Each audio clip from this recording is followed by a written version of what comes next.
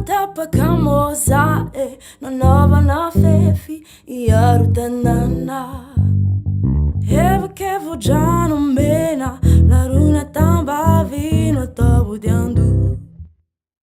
Fitiavako anao mamety toy izany ny ady natao le feriko ihany. Fitsikitsiky anke de angolova itrafio no mamatotra atsika.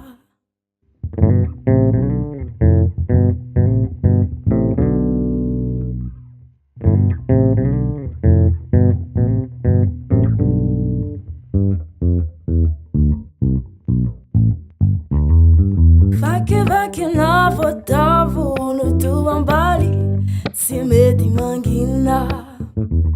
Urakorakao anaty le feondoka fitendrinao ay.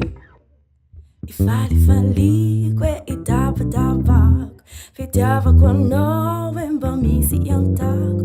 Raha sendra malamo ny lalako ety tsy paso antsamo tady aho.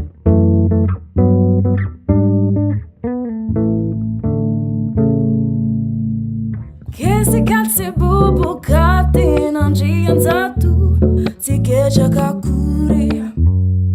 Verikely toeram-pody milefi trambany tsy folaka akory. Misafotofoto mikopa tadio mety anavandra ikotrokanio.